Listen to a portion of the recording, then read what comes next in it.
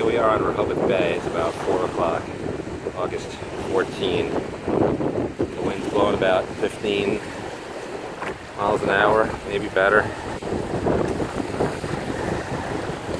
Just came back from 45 minutes or so on the Sunfish.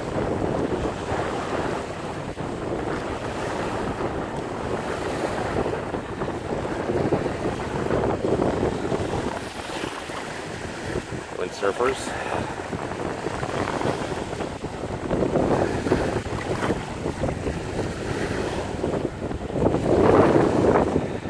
There are sailors. And quite wavy today. About a foot and a half high, I think.